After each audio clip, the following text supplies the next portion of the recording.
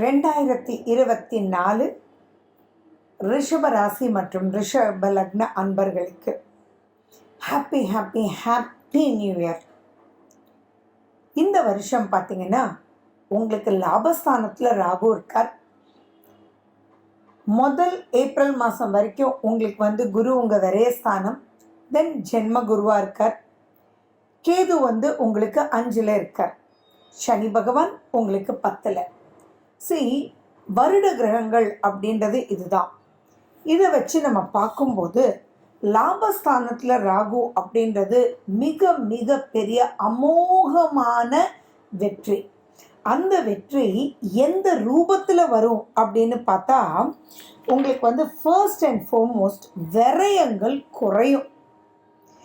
Travel பெனிஃபிட்ன்றது பிரமாதமாக இருக்கும். நிறைய ட்ராவல் பண்ணி சம்பாதிக்கிறாங்க இல்லையா, அந்த ட்ராவல் பண்ணி சம்பாதிக்கிறவங்களுக்கெல்லாம் எதிர்பார்ப்பதை விட நிறைய விஷயங்கள் அவங்க சம்பாதிப்பாங்க. நிறைய விஷயங்கள் அனுகூலமாக நடக்கும். எதிர்பாராத ஆர்டர்ஸ் கிடைக்கும். அதை அவங்க சூப்பராக பண்ணுவாங்க. ஸோ அபரிவிதமான அப்லிஃப்ட்மெண்ட் ட்ராவல் பண்ணி சம்பாதிக்கக்கூடியவங்களுக்கு.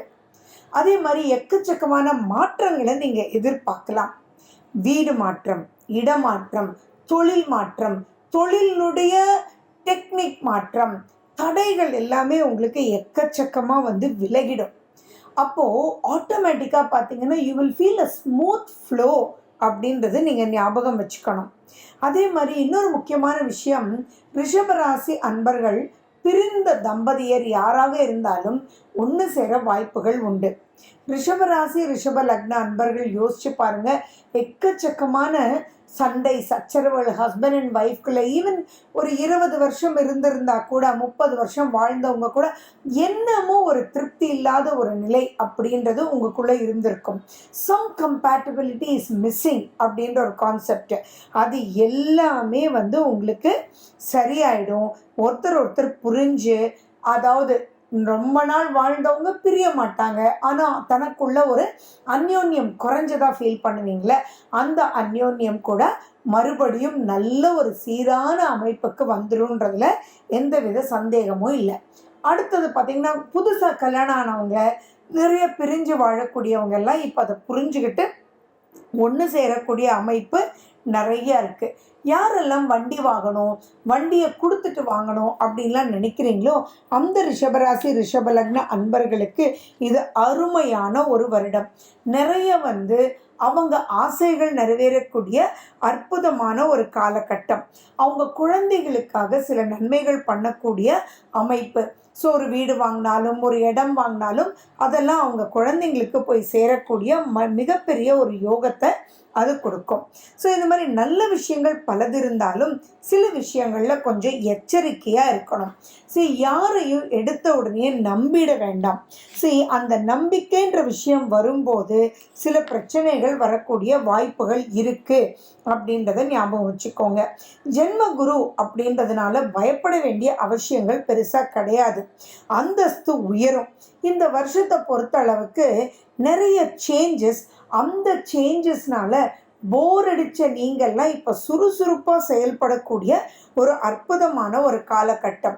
யாருக்கெல்லாம் கோர்ட்டு கேஸு இந்த மாதிரி இருந்ததோ அவங்களுக்கெல்லாம் வழக்குகளில் வெற்றி பெறக்கூடிய ஒரு அற்புதமான ஒரு வருடமாகவே உங்களுக்கு இந்த 2024 இருக்கும்.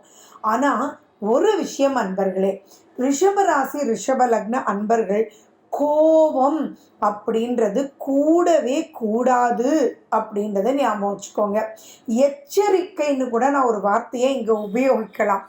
எந்த ரூபத்திலையும் யாருடனும் தயவு செஞ்சு கோபம்ன்ற வார்த்தையை உங்களுடைய அகராதியிலிருந்து எடுத்து வச்சிடுங்க. இல்லாட்டி அது மிகப்பெரிய பிரச்சனைக்குள்ள கொண்டு போய் சேர்த்துடும். அந்த கோபத்தினால், அந்த கோபம்ன்றதே கூடாது. அப்போ இரிட்டேஷன், அதனால் வரக்கூடிய வார்த்தைகள் ஜாஸ்தி ஆச்சுன்னா மிகப்பெரிய பிரச்சனைக்குள்ள மாட்டிக்குவீங்க. அதே மாதிரி அரசு அதிகாரிகளோட ரொம்ப எச்சரிக்கையாக நீங்கள் இருக்கணும். எந்த ஒரு ஹையர் அஃபீஷியல்ட்டியுமே பொறுமையாக பேசுங்க.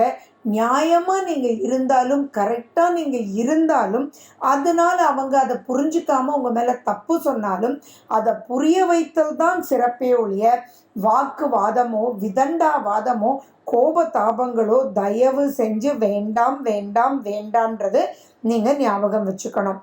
அதே மாதிரி இன்னொரு முக்கியமான விஷயம் வந்து நீங்கள் வேலை செய்யும்போது ரொம்பவே ஜாக்கிரதையாக இருக்கணும். நீங்கள் ப்ரெசன்ட் பண்ணுற விதத்தில் அந்த இடத்துல இரிட்டேஷன் ஆகாமல் நீங்கள் ப்ரெசன்ட் பண்ணணும்.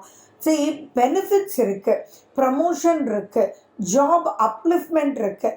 பட் இந்த கோபத்தினால் நிறைய விஷயங்கள் நீங்கள் மிஸ் பண்ணக்கூடிய வாய்ப்புகளும் இருக்குன்றது நீங்கள் புரிஞ்சுக்கணும். அதே மாதிரி ஆரோக்கியத்துலேயும் கொஞ்சம் கேர்ஃபுல்லாக நீங்கள் இருக்கணும். உங்களுடைய ஹார்ட் ப்ராப்ளம் இருக்கக்கூடிய ரிஷபராசி ரிஷப லக்ன அன்பர்கள் கொஞ்சம் எச்சரிக்கையாக இருக்கணும். ஹார்ட் செக்கப் பண்ணிக்கிறது ரொம்ப நல்லது. கழிவுகள் வெளியேற்றக்கூடிய எக்ஸ்கிரீட்டரி ஆர்கனோடையும் கொஞ்சம் தொந்தரவுகள் வரலாம். அதனால அதுக்குண்டான உணவு முறைகள், அதுக்குண்டான எக்ஸசைசஸ் நீங்கள் பண்ணணும்.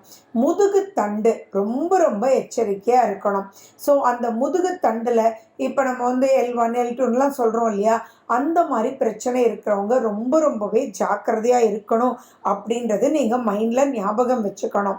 அண்ட் மே வரைக்கும் பார்த்தீங்கன்னா குடும்பத்துக்குள்ள கணவன் மனைவிக்குள்ள கொஞ்சம் சச்சரவு சண்டைகள் வரக்கூடிய வாய்ப்புகள் உண்டு. இந்த 5ல் கேது இருக்கிறதுனால ஒரு இரிட்டேஷன், ஒரு குழப்பம், ஒரு கன்ஃபியூஷன், புரியாத புதிர், சட்டுன்னு ஒரு ஹீட்டு வெளியில் வர்றது, இதெல்லாம் அங்கே இருக்கக்கூடிய வாய்ப்புகள் உண்டு. பட் ஸ்டில் ரொம்ப பெருசாக பயப்பட வேண்டாம் மே மாதத்துக்கு அப்புறம்.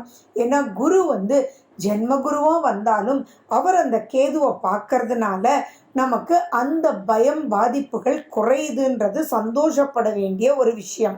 யாருக்கெல்லாம் கொஞ்சம் பிபி சுகர் இருக்கோ அவங்கெல்லாம் இன்னும் கொஞ்சம் எச்சரிக்கையாக இருக்கணும். ஆரோக்கியத்தில் உங்களுக்கு வந்து டிஃபிஷியன்சிஸ், நியூட்ரியன் டிஃபிஷியன்சி எல்லாம் சொல்கிறோம் இல்லையா, அதெல்லாம் வரக்கூடிய வாய்ப்புகள் நிறையா இருக்குது. ஸோ உங்களுடைய ஹார்மோன் இம்பேலன்ஸ் ஆகாமல் நீங்கள் பார்த்துக்கணும், பேலன்ஸ்டாக நீங்கள் வச்சுக்கணும். அதே மாதிரி நீங்கள் எந்த ஒரு விஷயமாக இருந்தாலும் யோசித்து சிந்திச்சு பிறகு செயல்படணும். அண்ட் மென்சுரல் ட்ரபிள் வர்றதுக்கு உண்டான வாய்ப்புகள் இருக்குது. ஸோ அதன் சம்மந்தமாகவும் கொஞ்சம் கேர் எடுத்துக்கணும்.